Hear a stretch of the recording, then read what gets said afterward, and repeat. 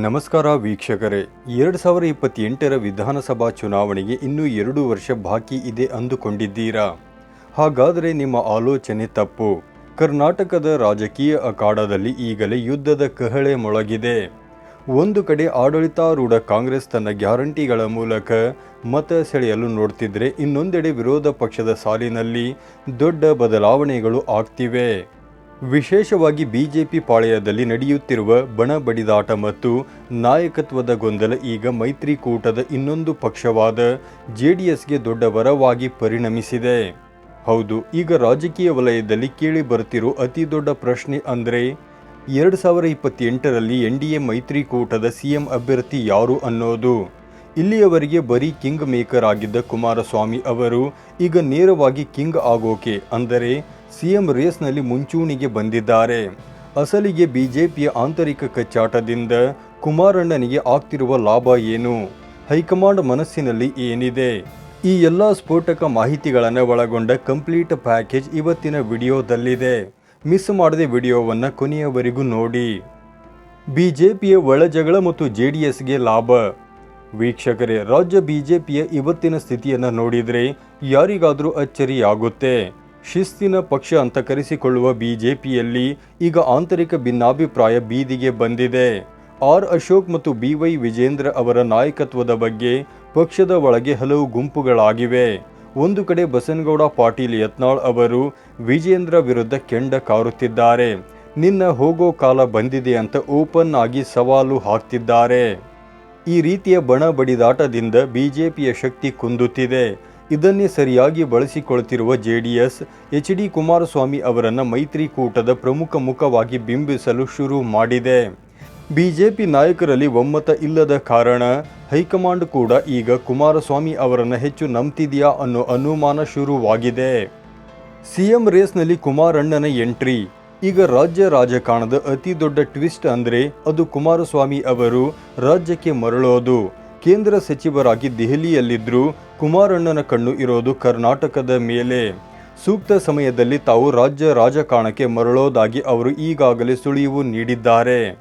ರಾಜಕೀಯ ವಿಶ್ಲೇಷಕರ ಪ್ರಕಾರ ಜೆಡಿಎಸ್ ಈಗ ಬಹಳ ವ್ಯವಸ್ಥಿತವಾಗಿ ಕುಮಾರಸ್ವಾಮಿ ಅವರನ್ನ ಮುಂದಿನ ಸಿಎಂ ಅಭ್ಯರ್ಥಿ ಅಂತ ಬಿಂಬಿಸ್ತಿದೆ. ಮೈತ್ರಿಕೂಟದಲ್ಲಿ ಬಿಜೆಪಿಯ ನಾಯಕತ್ವದ ಗೊಂದಲಗಳು ಮುಂದುವರೆದರೆ ಅಂತಿಮವಾಗಿ ಹೈಕಮಾಂಡ್ ಕುಮಾರಸ್ವಾಮಿ ಅವರ ಹೆಸರಿಗೆ ಮೊಹರು ಒತ್ತಿದ್ರೂ ಅಚ್ಚರಿ ಇಲ್ಲ. ಈ ಸಂಬಂಧ ಕುಮಾರಣ್ಣ ಈಗಾಗಲೇ ವಿಜೇಂದ್ರ ಅವರ ಜೊತೆ ಸಮಾಲೋಚನೆ ನಡೆಸಿದ್ದು ಸಮನ್ವಯ ಸಮಿತಿ ರಚನೆಗೆ ಮುಂದಾಗಿದ್ದಾರೆ. ದೆಹಲಿ ನಾಯಕರ ಜೊತೆಗಿನ ಬಾಂಧವ್ಯ. ಕುಮಾರಸ್ವಾಮಿ ಅವರಿಗೆ ಇರುವ ಅತಿ ದೊಡ್ಡ ಪ್ಲಸ್ ಪಾಯಿಂಟ್ ಅಂದರೆ ಅದು ದೆಹಲಿ ಕನೆಕ್ಷನ್. ಮಾಜಿ ಪ್ರಧಾನಿ ಎಚ್.ಡಿ. ದೇವೇಗೌಡರಿಗೆ ಪ್ರಧಾನಿ ಮೋದಿ ಮತ್ತು ಅಮಿತ್ ಶಾ ಅವರ ಜೊತೆ ಇರುವ ಉತ್ತಮ ಬಾಂಧವ್ಯ ಜೆಡಿಎಸ್ಗೆ ಭಾರೀ ಶಕ್ತಿ ನೀಡಿದೆ.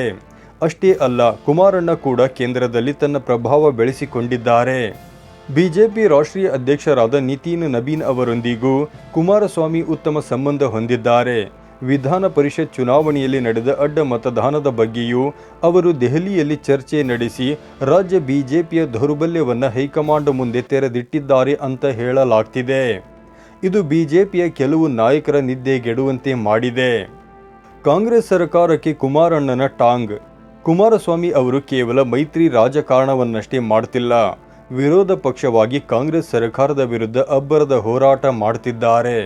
ಮುಖ್ಯಮಂತ್ರಿ ಡಿ.ಕೆ. ಶಿವಕುಮಾರ್ ಅವರ ಕನಸಿನ ಯೋಜನೆಯಾದ ಬಿಡದಿ ಟೌನ್ಶಿಪ್ ಅನ್ನು ತೀವ್ರವಾಗಿ ವಿರೋಧಿಸುತ್ತಿದ್ದಾರೆ.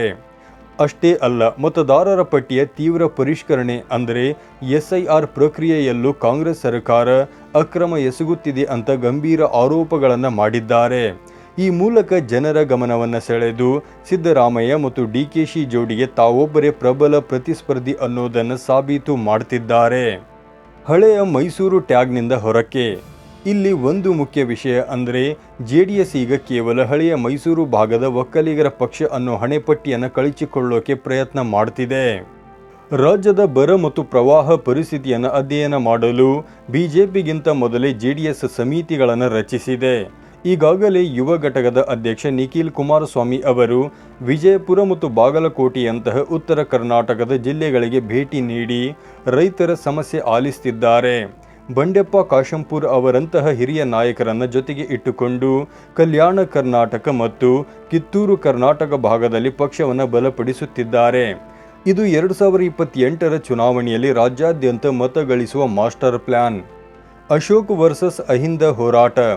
ಒಂದು ಕಡೆ ಜೆಡಿಎಸ್ ಇಷ್ಟೆಲ್ಲ ಕೆಲಸ ಮಾಡ್ತಿದ್ರೆ ಬಿಜೆಪಿಯ ವಿರೋಧ ಪಕ್ಷದ ನಾಯಕ ಆರ್ ಅಶೋಕ್ ಕೂಡ ಮಂಡ್ಯದಂತಹ ಬರಪೀಡಿತ ಪ್ರದೇಶಗಳಿಗೆ ಭೇಟಿ ನೀಡುತ್ತಿದ್ದಾರೆ. ಕಾಂಗ್ರೆಸ್ ಸರ್ಕಾರದ ವಿರುದ್ಧ ಬಿಜೆಪಿ ಮತ್ತು ಜೆಡಿಎಸ್ ಎರಡೂ ಪಕ್ಷಗಳು ಒಟ್ಟಾಗಿ ಜನಾಂದೋಲನ ರೂಪಿಸಲು ತಯಾರಿ ನಡೆಸಿವೆ. ಆದರೆ ಬಿಜೆಪಿ ಒಳಗೆ ನಡೆಯುತ್ತಿರುವ ಶ್ರೀರಾಮುಲು ವರ್ಸಸ್ ಜನಾರ್ದನ್ ರೆಡ್ಡಿ ಅವರಂತಹ ವೈಯಕ್ತಿಕ ಜಗಳಗಳು ಪಕ್ಷದ ಇಮೇಜ್ಗೆ ಧಕ್ಕೆ ತರುತ್ತಿವೆ. ಒಟ್ಟಾರೆಯಾಗಿ ಹೇಳುವುದಾದರೆ 2028ರ ಯುದ್ಧಕ್ಕೆ ಕುಮಾರಸ್ವಾಮಿ ಅವರು ಈಗಿನಿಂದಲೇ ಸಿದ್ಧರಾಗಿದ್ದಾರೆ. ಬಿಜೆಪಿಯೊಳಗಿನ ಗೊಂದಲಗಳು ಜೆಡಿಎಸ್ಗೆ ವರವಾಗಿ ಪರಿಣಮಿಸಿವೆ. ಕುಮಾರಸ್ವಾಮಿ ಅವರು ಎನ್ಡಿಎ ಮೈತ್ರಿಕೂಟದ ಸಿಎಂ ಫೇಸ್ ಆಗಿ ರಾಜ್ಯ ರಾಜಕಾರಣಕ್ಕೆ ಮರಳುತ್ತಾರಾ? ಹೈಕಮಾಂಡ್ ಬಿಜೆಪಿಯ ಬಣ ರಾಜಕಾರಣವನ್ನು ಸರಿಪಡಿಸುತ್ತಾ ಅನ್ನೋದನ್ನು ಕಾದು ನೋಡಬೇಕು. ವೀಕ್ಷಕರೇ, ನಿಮಗೇನನ್ನಿಸುತ್ತೆ? 2028ಕ್ಕೆ ಕುಮಾರಸ್ವಾಮಿ ಅವರೇ ಸಿಎಂ ಅಭ್ಯರ್ಥಿ ಆಗಬೇಕಾ? ಬಿಜೆಪಿಯ ಒಳಜಗಳ ಪಕ್ಷಕ್ಕೆ ಮುಳುವಾಗುತ್ತಾ? ನಿಮ್ಮ ಅಭಿಪ್ರಾಯವನ್ನು ಕಮೆಂಟ್ ಮಾಡಿ ತಿಳಿಸಿ. ಇಂತಹ ನಿಖರ ರಾಜಕೀಯ ವಿಶ್ಲೇಷಣೆಗಳಿಗಾಗಿ ನಮ್ಮ ಚಾನಲ್ ಸಬ್ಸ್ಕ್ರೈಬ್ ಮಾಡಿ. ಧನ್ಯವಾದಗಳು.